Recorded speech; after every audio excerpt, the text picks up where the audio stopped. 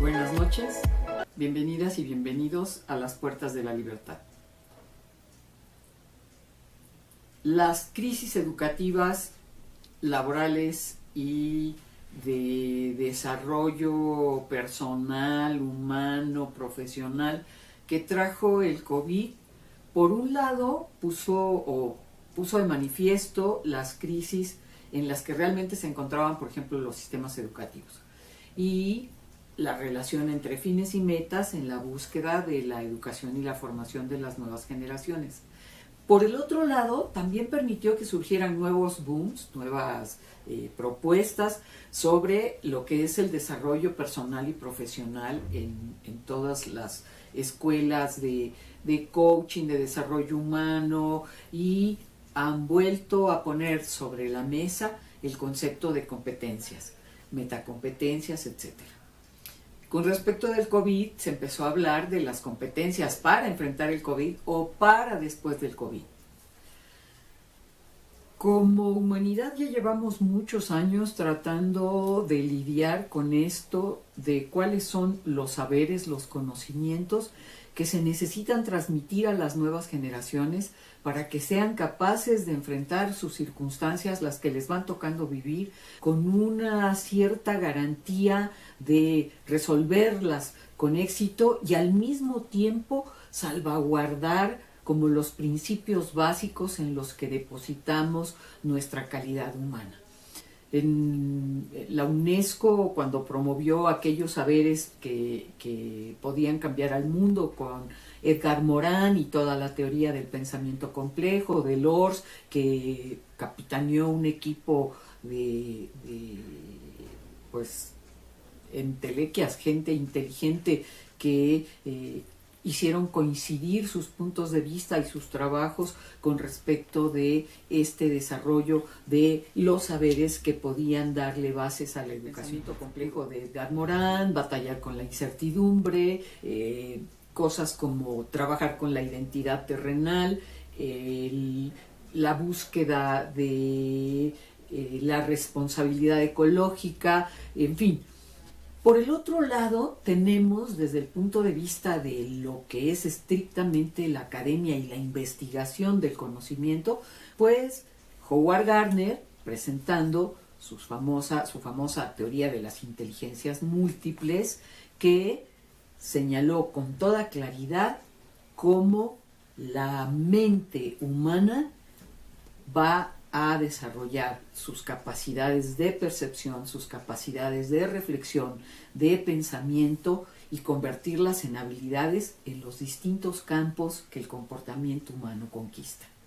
De esta manera, Howard Gardner empezó a hablar de una inteligencia lingüística, de una inteligencia matemática, de una inteligencia musical, de una inteligencia verbal, de una inteligencia, al principio que eran 6 inteligencias múltiples, después fueron 9, introdujo la inteligencia interpersonal como la capacidad de realmente compartir y convivir con los demás de manera asertiva y proactiva, la intrapersonal, que es el tema del autoconocimiento que va muy cercano a nuestro trabajo de atención propioceptiva y análisis propioceptivo, y todavía una inteligencia naturista, que es la que tiene que ver con este respeto a la ecología, al funcionamiento armónico con los entornos y con las circunstancias.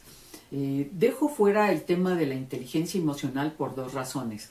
Porque el padre de las inteligencias múltiples, con todo y que fue aumentando inteligencias nuevas, nunca incorporó la inteligencia emocional, y tampoco el constructo que se conoce actualmente como inteligencia emocional llena los 8 requisitos que señala Howard Gardner en su teoría para que una capacidad humana sea reconocida como inteligencia. Con el tiempo, todos los trabajos que se han desarrollado en función de la mente humana, el entender la mente humana, es decir, todo este conjunto de habilidades y capacidades que el ser humano emplea para interrelacionarse interactuar con sus circunstancias, con el conjunto de otras especies dentro de el ambiente natural en el que vive y en el ambiente social que genera las capacidades de percepción donde intervienen la memoria, el manejo y desarrollo de habilidades cognitivas como es el pensamiento, la lógica, la resolución de problemas. El mismo Howard Gardner fue complementando su trabajo con este tema de las competencias, con este tema de los impactos de la tecnología en la incorporación de la formación de las juventudes, manejando nuevos lenguajes, los lenguajes de la tecnología, los lenguajes de la ciencia, los lenguajes cibernéticos. Llega a plantear, de hecho ya su nuevo libro así se llama, Las 5 mentes. En sus 5 mentes para el futuro, el mismo Gardner ya plantea el tema de la disciplina. Una mente disciplinada le da importancia a la creatividad, una mente creativa, una mente sintética, una mente respetuosa y evidentemente la parte de los valores, que haremos un video con respecto de los valores que son emociones, la mente ética. Y así es como pasamos de los saberes a las inteligencias, a las mentes, y la pregunta constante en cada uno de estos procesos, en esta evolución de cómo hemos ido abordando la formación del conocimiento humano, la transmisión del conocimiento humano, es: ¿y las emociones? ¿Cómo se van incorporando las emociones a cada una de estas propuestas?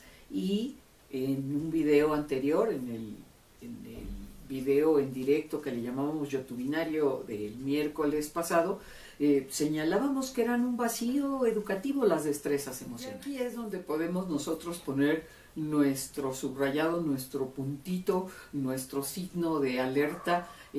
¿Cómo es que las emociones participan o qué concurso tienen en este proceso de desarrollo de los conocimientos, de los saberes, de las mentes del futuro? Las emociones, ¿qué papel juegan en cada una de las inteligencias? Por ejemplo, es innegable que en el tema de la creatividad no podríamos hablar de ellas sin el concurso de lo que reconocemos como pasión, es decir, las musas, la inspiración, que son emociones que exaltan el proceso creativo de las personas, y entonces el músico, el pintor, la bailarina, el bailarín pueden en un momento dado expandir la conciencia con la que están concibiendo la obra que están llevando a cabo, y al influjo de esta emoción hacer grandes realizaciones o realizaciones pequeñas, cada quien con su capacidad creativa. Pero tenemos allí una parte de la emoción. La pregunta entonces es: en los procesos cognitivos superiores como la matemática, el pensamiento lógico, el pensamiento físico cuántico, ¿participa o no participa alguna emoción? Por supuesto que sí. La emoción, por ejemplo, de la serenidad, que permite una percepción más abarcante de un conjunto de elementos que se van a traducir después en una fórmula. O la inteligencia lingüística de la que habla Howard Gardner. Leía yo hace poco un artículo que decía que los jóvenes de ahora están empezando a mostrar decrecimiento de los IQs. Hubo un boom de crecimiento de IQs a nivel social, o sea, un IQ general, un promedio de inteligencia, y ahora ese promedio está empezando a descender por la pobreza de los lenguajes que los jóvenes han empezado a utilizar.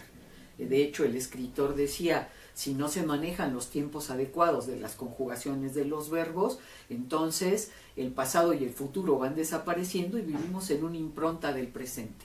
¿Y qué pasa con nuestros sentimientos con respecto del pasado, que pueden ser proyectados hacia un futuro o viceversa. Cuando imaginamos una distopía, un futuro caótico, para poder entender que lo que estamos haciendo hoy nos puede llevar a eso o no. Y ahí están estos sentimientos que van acompañando la heurística, el eureka, el descubrimiento de la búsqueda de una respuesta, el logro de un dominio, de un perfeccionar una estrategia, una herramienta. ¿Cuáles son entonces las emociones para el desarrollo de los saberes, de las inteligencias, de las mentes del futuro? Estaban algunas señaladas en el libro de Delors, de La educación encierra un tesoro, en donde hablaba y remitía a estas inteligencias que después desarrolló Howard Gardner, la interpersonal y la intrapersonal. Efectivamente, en nuestras relaciones interpersonales lo que priva son intercambios emocionales, respeto, reconocimiento, aprecio, ternura. En el movimiento hacia el interior, nosotros vamos a luchar o vamos a encontrarnos con nuestros faunos emocionales, la angustia, el miedo, la culpa, la vergüenza, y en la medida que nos liberamos de ellos o los reducimos en sus intensidades, somos capaces de darle desarrollo a las otras facultades que se van a traducir en mentes conquistadoras del futuro. Como pueden ver, todo es cuestión entonces de revisarnos en el aquí y el ahora. Eso es nuestro análisis propioceptivo basado en nuestra atención propioceptiva. Viéndome cómo participo, puedo darme cuenta si obstaculizan o no mis emociones en este momento, mis capacidades de aprendizaje, mis capacidades de deducción, mis capacidades de discriminación, mi sentido crítico o simple y sencillamente mi disfrute y mi resonancia positiva con una proactividad, con una responsabilidad gratificante para mí y para los demás con los que convivo. ¿Les gustó? ¡Qué bueno! Regálennos su like, que nos importa mucho. Si no están suscritos, es el momento de suscribirse para que les avisen cuando tengamos estrenos.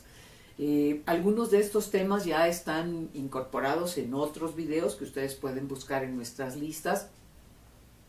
Y les deseo que tengan la más grata de las noches, un buen descanso. Nos vemos el próximo miércoles.